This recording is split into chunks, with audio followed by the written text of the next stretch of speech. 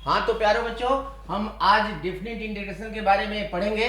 और definite integration और वो डिफिनिट इंटीग्रेशन जो प्रॉपर्टी पर बेस्ड है, ये बहुत ही सिंपल होता है। थोड़ा सा समझने की फेर होती है। जैसे ही आप समझ लीजिएगा, इसको टेक्निक पकड़ लीजिएगा, तो बहुत अच्छे से इस डिफिनिट इंटीग्रेशन को आप सीख सकते हैं। तो थोड़ा सिलेक्टेड प्रॉब्लम है, आज हम करते हैं डिफिनिट इंटीग्रेशन का। तो देखिए यहाँ पर जो प्रॉपर्टी बेस्ड है और इसका सिंपल टेक्निक भी होता है, जिसको देखते देखते कर लिया जाए। तो पहला डिफिनिट इंटीग्रेशन है, आपको I इक्वल टू लिमिट है 0 to π/2 and 1/1 + tan cube x dx। यहाँ पावर 10 का कुछ भी हो, चाहे फ्रैक्शन में हो या चाहे बहुत बड़ा इंटीजर हो, ये सेम मेथड होगा। तो यहाँ पर देखिए, इसको हम क्या करेंगे, जब भी किसी भी डिफिनिट इंटीग्रेशन का लोअर लिमिट 0 है और अपर लिमिट नॉन 0 है, तो इसका प्रॉपर्टी x के जगह पर a - x वाला प्रॉपर्टी यूज करेंगे। जैसे ही यूज करेंगे तो नेक्स्ट स्टेप में जो स्टेप आएगा उसको और फर्स्ट स्टेप को ऐड कर देंगे। ऐड करने के बाद में इंटीग्रेशन सिंपल होता है। इस तरह के इंटीग्रेशन को अगर साइन कॉस में आप बदल सकते हैं तो और भी अच्छा है। देखिए कितना आसान हो जाता है।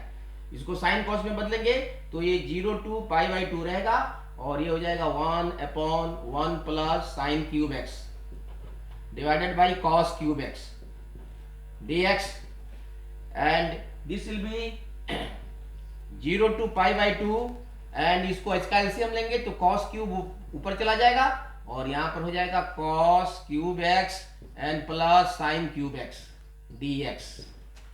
अब इसके बाद में यहां आएंगे तो इसको आप फर्स्ट इक्वेशन ले सकते हैं। Now will use the property a - x वाला। अपर लिमिट a है, यहाँ पर π/2 है, तो प्रॉपर्टी यूज कर रहे हैं I इक्वल टू 0 to π/2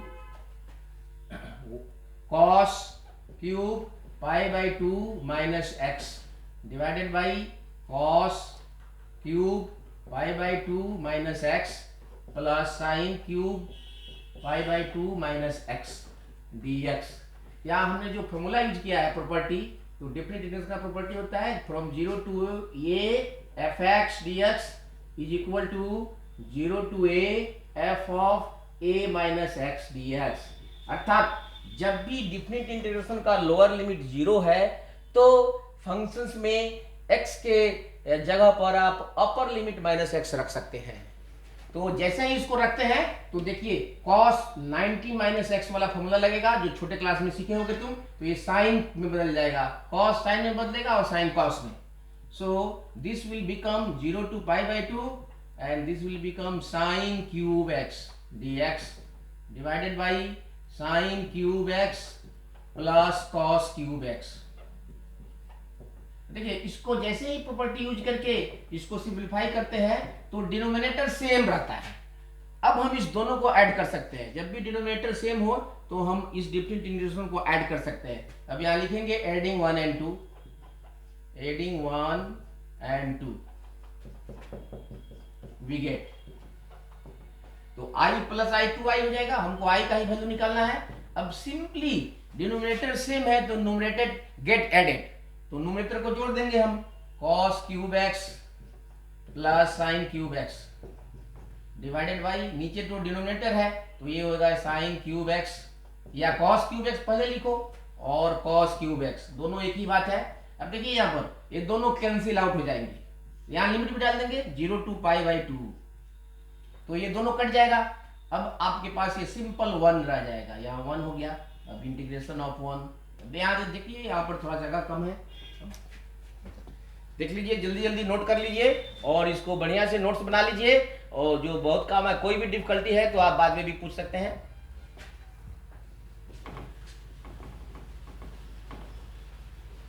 अब देखिए ये बहुत सिंपल हो गया है। अब now we pass on to this 2i is equal to integration of only 1 dx from 0 to π/2। So इसका इंटीग्रेशन 1 का x हो जाएगा और लिमिट डाल देंगे 0 to π/2। This will be 2i, so 2i will be equal to π/2 upper limit minus lower limit, and this is π/2, so this is 2i, therefore I is equal to π/4. This is your answer. So generally in these types of questions final answer is upper limit by 2. Now we pass on to next question.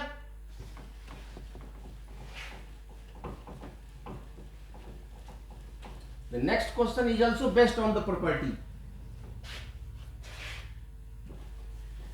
So next question is,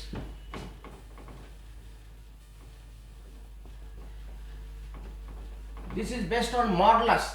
mod के लिए एक property मैं बता देता हूं कि mod of x is equal to x if x is greater than or equal to 0 and mod x is equal to minus x if x is less than 0.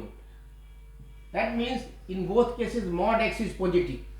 So keeping this into mind, mod function को हम integrate करेंगे. So second है आपका I equal to mod x minus 2 dx from 0 to 4. तो देखिए यहां पर जब भी कोई स्पेशल फंक्शन है हम integration simple trigonometric simple algebraic function का करते हैं, लेकिन मॉड फंक्शन हो ग्रेटेस्ट इंटीजर फंक्शन हो तो सबसे पहले उसको हम इस फॉर्मूला से मॉड एक्स और ग्रेटेस्ट इंटीजर, यहाँ मॉड एक्स है, मॉड एक्स के हेल्प से इसको सिंपल फंक्शन में ब्रेक करेंगे तभी इंटीग्रेट करेंगे. अगर मॉडुलस में रहने दीजिएगा तो बहुत बड़ी मिस्टेक्स होगी क्योंकि आंसर गलत आएगा. इसलिए सबसे पहले इस रूल से तो ये कहां से कहां ब्रेक करेंगे हम. 0 to 4 है. अब 0 से 4 के बीच में x माइनस 2 का साइन चेंज होता है. तो पहले उस हम देखेंगे कि 0 से 4 के बीच में कौन ऐसा नंबर है जहां पर इसका साइन चेंज होता है. उसको निकालने का भी सिंपल तरीका है. सिंपल तरीका है कि इस मॉड के अंदर जो भी फंक्शन है उसको 0 कर दो रफ में. तो x माइनस 2 को हम 0 करेंगे then will get x is equal to 2. यहाँ x इज इक्वल टू 2 ही आ रहा है जो 0 और 4 के बीच में है. तो 0 से 2 एंड 2 से 4 दो इंटीग्रेशन में ब्रेक करेंगे. कभी कभी होगा कि x का वैल्यू 2 आएगा 3 आएगा तो उसमें से हम x के उसी वैल्यू को सिलेक्ट करेंगे जो लोअर और अपर लिमिट के बीच में हो, जो इसके एक्सट्रीम वैल्यू के बराबर हो या बाहर हो उसको छोड़ देंगे क्योंकि बीच वाले वैल्यू के लिए ही हमें इंटीग्रेट करना है. तो यहाँ सबसे पहले ब्रेकिंग पॉइंट निकालते हैं, है कि नहीं. Put x minus 2 is equal to 0. This will give x is equal to 2. Therefore हम इस डिफरेंट इंटीग्रेशन को सिंपल इंटीग्रेशन में बदलने के लिए हम 0 to 2 पर ब्रेक करेंगे. तो 0 to 2 mod x minus 2 dx और plus 2 to 4 mod x minus 2 dx. Breaking point 2 है और यह बेस्ट है. आप डिफरेंट इंटीग्रेशन प्रॉपर्टी से फ्रॉम a टू b अगर कोई डिफरेंट इंटीग्रेशन हो और फंक्शन का साइन चेंज हो रहा हो a और b के बीच में, तब इसको जिस पॉइंट पर साइन चेंज हो रहा हो वहां पर दो इंटीग्रेशन में ब्रेक करेंगे. तो a टू अगर c हो तो यहां पर होगा fx dx plus c to b कर सकते हैं fx dx. इस प्रॉपर्टी पर बेस्ट है. ये डिफरेंट इंटीग्रेशन का प्रॉपर्टी है जिसको आप पहले से पढ़े होंगे और नहीं है तो देख लीजिएगा एक दफा. तो अब यहां से देखना है कि यह पॉजिटिव है या निगेटिव है. तो यहां पर सिंपल चीज है 0 और 2 के बीच में कोई भी नंबर ले लेना और इसमें रखना. जैसे 1 लेते हैं, 1 माइनस 2 क्या होगा नेगेटिव -1, इसलिए डेफिनेटली ये नेगेटिव होगा. और यहां पर चेंज कर लीजिए 2 और 4 के बीच में रखिए, 2 और 4 के बीच में 3 रखिएगा तो 3 माइनस 2 पॉजिटिव. तो ये नेगेटिव है और ये पॉजिटिव है. देखिए यहाँ पर जब x नेगेटिव तो माइनस x, तो ये नेगेटिव आ रहा है. तो यहाँ हम इस मॉडुलर साइन को रिमूव करेंगे और उसके पहले माइनस डालेंगे dx एंड फ्रॉम 0 to 2. अब ये सिंपल फंक्शन हो गया है. अब सीधे इंटीग्रेट कर सकते हैं. यहाँ इंटीग्रेट करते हैं तो गलती होती प्लस, लेकिन यहाँ पर देखिए 2 to 4 है तो ये पॉजिटिव है. कोई भी नंबर 2 और 4 के बीच में लोगे तो यहाँ आप सिंपली चेक कर सकते हैं. तो 3 माइनस 2 1 होगा पॉजिटिव, इसलिए ये 2 से 4 तक पॉजिटिव होगा. तो पॉजिटिव होगा तो मॉड x बराबर x. तो यहाँ पर x माइनस 2 है देन x माइनस 2 dx. अब सिंपल इंटीग्रेट करेंगे तो ये इंटीग्रेशन आ जाएगा. तो इसको हम फिर इंटीग्रेट करते हैं.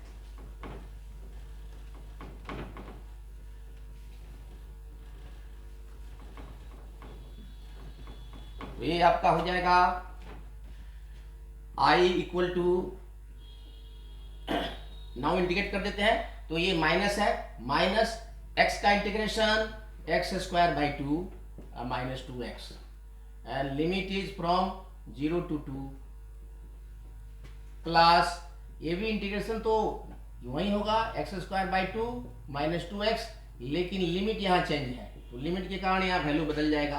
अब यहाँ पर इसको दो तरह से निकालते हैं, या तो ईच एंड एवरी टर्म में लिमिट यूज करते हैं, या पहले पूरे फंक्शन में लिमिट यूज करते हैं तब इसको यूज करते हैं। देख लीजिए ये माइनस यहाँ पर है तो सबसे पहले यहाँ 2 रखेंगे, 4 हो जाएगा, 4/2 minus 2 into 2 4, minus lower limit value 0 0 डालेंगे तो 0 हो जाएगा सब, 0 माइनस 0 तो ये हो जाएगा प्लस, फिर इसी तरह यहां पर भी डालेंगे वैल्यू।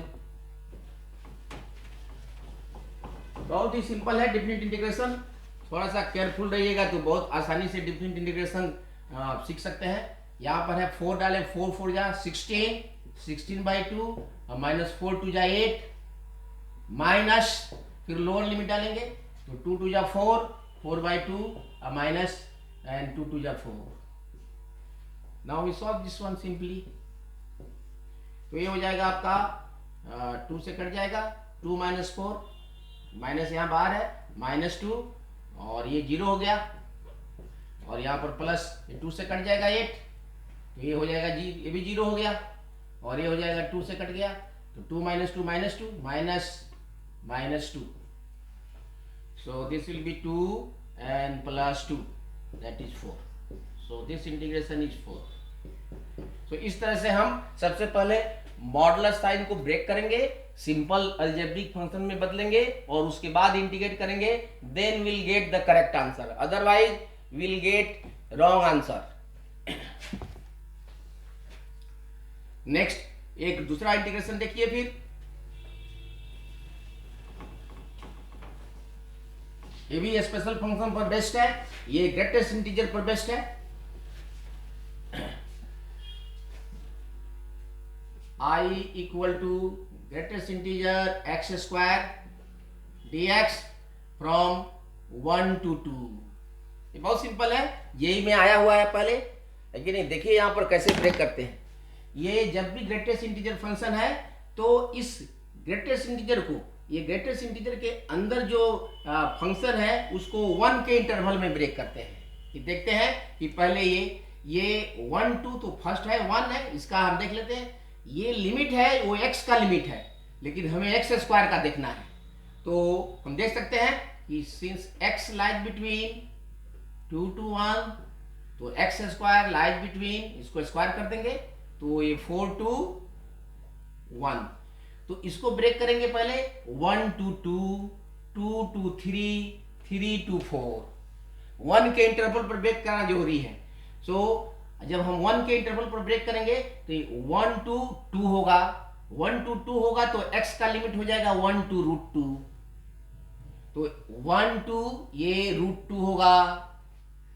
अब फिर ये 2 to इसको 3 करेंगे तो √2 x का एक्स स्क्वायर का वैल्यू लेंगे हम, यहाँ पर देखो एक्स स्क्वायर का वैल्यू 3 to 2 लेंगे, तो हमें यहाँ डिफरेंट इंटीग्रेशन में x का लिमिट लिखना है, तो √2 to √3 हो जाएगा, तो ये हो जाएगा √2 to √3।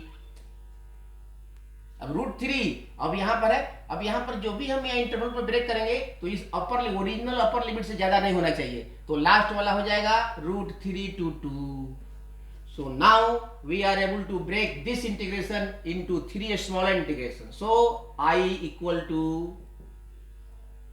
1 to √2 greatest integer x square dx plus √2 to √3 greatest integer x square dx plus √3 to simply 2 greatest integer x square dx। अब थोड़ा greatest integer पर आते हैं हम। ग्रेटेस्ट इंटीजर में 1 to अगर 2 होता है ये एक्स स्क्वायर 1 से 2 तक, तो इसका लोअर लिमिट वैल्यू होता है, तो ये हो जाएगा आपका सिंपली एक्स स्क्वायर का वैल्यू यहाँ 1 हो जाएगा, तो 1 dx फ्रॉम 1 to √2 प्लस ये देखिए यहाँ पर लिमिट तो सेम रहेगा ये, लेकिन x का वैल्यू √2 से √3 होगा तो एक्स स्क्वायर का वैल्यू 2 to 3 होगा, और 2 to 3 ग्रेटेस्ट इंटीजर होता है तो लोअर जो लिमिट होता है वही इसका वैल्यू होता है, तो √2 to √3 दिस विल बी आपका 2 dx प्लस, और यहां पर हो जाएगा √3 to 2 तो ये हो जाएगा एक्स स्क्वायर का वैल्यू 3 से 4 हो जाएगा। तो 3 से 4 जब होगा तो लोअर लिमिट लेते हैं इसका वैल्यू, तो ये हो जाएगा 3dx सिंपली √3 to 2। अब सिंपल इंटीग्रेशन है, 1 का इंटीग्रेशन है x फ्रॉम 1 to √2, ये भी हो जाएगा 2x फ्रॉम √2 to √3, और ये भी हो जाएगा 3x फ्रॉम √3 to 2। अब लिमिट यूज कर देंगे तो ये तो हो जाएगा √2 - 1 plus 2 into √3 - √2 plus 3 into 2 - √3। Now break कर देंगे इसको, यहाँ ऊपर लिखते हैं